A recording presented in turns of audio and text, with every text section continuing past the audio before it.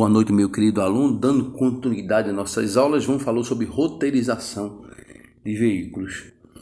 Roteirização é um tipo de ação que nós usamos muito, principalmente aqueles que têm carro, que têm veículo e que fazem uso diário deles. Principalmente quando a gente vai fazer uma viagem seja daqui da capital para o interior, seja daqui para outro estado. E a gente utiliza aqueles softwares gratuitos, como o Waze, como o próprio Google, para tentar traçar a melhor rota, a rota mais rápida, a rota que você ande menos com o carro e, consequentemente, você consiga chegar mais rápido e gastar menos combustível.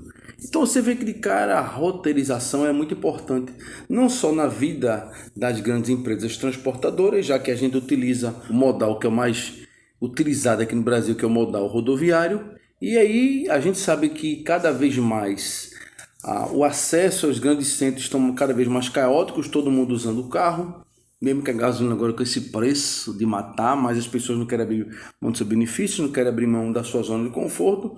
E aí existem aqueles grandes gargalos, principalmente no horário de pico. A partir de 6h30 da manhã até umas 9 horas o fluxo é muito intenso. Então, como eu tinha falado anteriormente em outros vídeos, não quer dizer que pelo fato de eu estar do lado da empresa, que ela vai me entregar primeiro uma encomenda. Não, pode ser que aquela entrega ali, ela não seja beneficiada pelo processo de roteirização quando você pegar um sistema, um software roteirizador, e ele mostra que é mais viável você entregar aqui no final do dia, já no contrafluxo. Então vocês têm ideia que existe toda uma estratégia por trás do processo de roteirização, justamente para beneficiar quem espera receber o produto, tanto quanto para quem transporta. E aí você pergunta, tá, e o que seria a roteirização? Roteirização é vista como o processo que define as rotas, no caso os trajetos, para que todas as entregas ou coletas, lembre-se, não é só entrega, também tem a questão da coleta, da pegada em determinado local até a entrega final, que serão realizadas através da prestação desse serviço até a entrega final para o consumidor, a pessoa que comprou. A roteirização ela é muito usada justamente para a redução dos custos operacionais logísticos que estão ligados à questão da rota. E a gente sabe muito bem que o modal que a gente mais utiliza aqui, que é o modal rodoviário, que é uma coisa que a gente vai ver nas próximas aulas, ele é muito influenciado pela questão do tempo, ou seja, caiu um temporal, aí em determinada rota, a chuva, a enxurrada levou a ponta, então vai atrasar essa entrega, o cara vai ter que mudar o trajeto. Tem a questão da distância percorrida e principalmente a qualidade das vias, que aqui no Brasil a gente sabe muito bem que não são das melhores. Algumas a gente vê que parece um tapete, outras o acesso é de péssima qualidade, influenciando inclusive nos roubos de carga, até porque o motorista vai ter que reduzir a velocidade que ele vai trafegar naquela via, tanto quanto o risco de quebrar um eixo, quebrar uma mola, quebrar um amortecedor, justamente pela falta de manutenção dessas vias. E o processo de roteirização, ele é um processo que vai determinar de uma ou mais roteiros ou sequências de paradas que serão cumpridas pelo veículo que vai ser utilizado para as entregas. O objetivo é visitar um conjunto de pontos geográficos que estão dispersos em determinadas localidades. Eu posso fazer uma entrega em Olinda e ter que entregar em Jardim Fragoso, em Jardim Atlântico, em Passarinho, no Carmo, no Varadouro, em vários lugares, que a rota é que vai dizer a roteirização. Na hora que eu traço as rotas através do sistema, ele vai dizer para mim, dentro daquele horário, dentro do fluxo, qual é o mais viável eu roteirizar primeiro, entregar primeiro.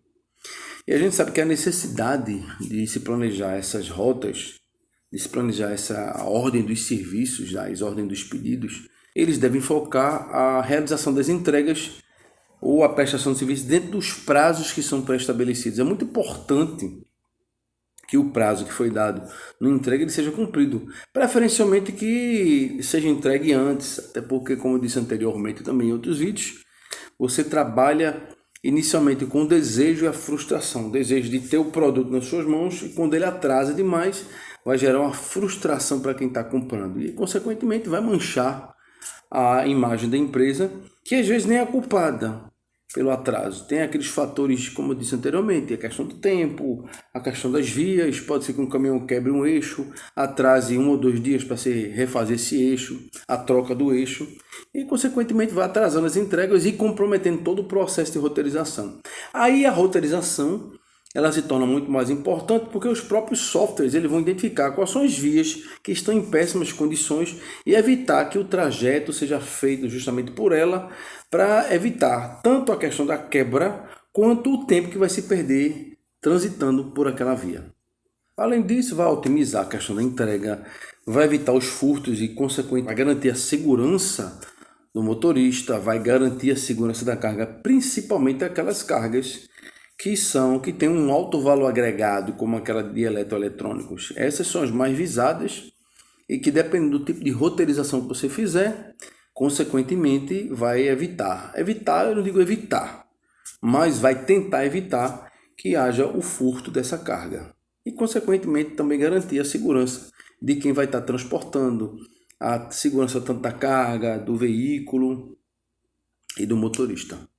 Sabe, nem tudo são maravilhas dentro do processo de roteirização, porque a gente sabe que existem algumas restrições quanto ao veículo, que é a questão do limite, primeiramente, de velocidade. Em trafegar em algumas vias tem a questão do limite da capacidade em termos de cubagem, ou metros cúbicos ou metros quadrados dentro do veículo, então já tem uma limitação da quantidade de cargas que esse veículo ele vai utilizar para poder fazer as entregas, e aí você vai ter que talvez usar mais de um veículo.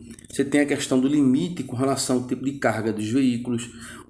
Tem cargas que têm um alto volume, então você não consegue transportar uma grande quantidade.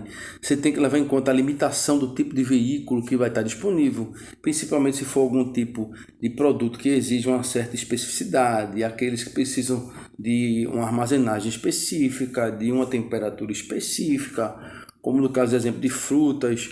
Tem a questão dos medicamentos, tem a questão das vacinas. Outro problema também é a questão da operação de carga e descarga dos veículos. A gente sabe que às vezes você vai chegar em determinado local, aí o cara está com a disponibilidade porque teve um atraso, aí o caminhão vai ficar parado, vai esperar para descarregar 1, 2 dias, 3 dias, e aí inviabiliza as outras entregas. Tem N fatores que vão influenciar para mostrar que o processo de roteirização quanto à gestão dos veículos, na roteirização ela pode ser impactada, ela pode sofrer esse impacto ao ponto de quebrar toda a programação de roteirização das entregas. Quanto à restrição aos clientes, a gente sabe que existe aquela janela de tempo dos clientes, porque você diz na programação que você receber tal dia, tem que ter alguém em casa, e às vezes aquele cara não tem a disponibilidade para estar disponível o dia todinho para receber um produto.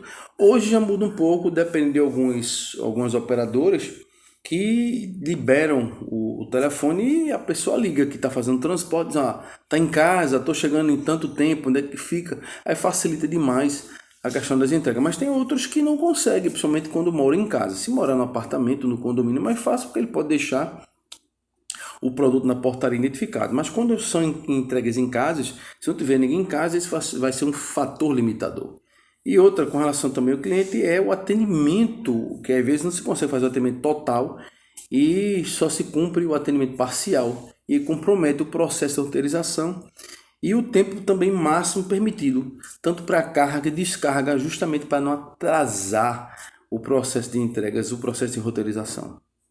A gente sabe também que tem dificuldades em alguns locais para carga e descarga, porque tem alguns locais onde a legislação diz, ou a legislação, a normatização diz que você só pode descarregar em tal horário.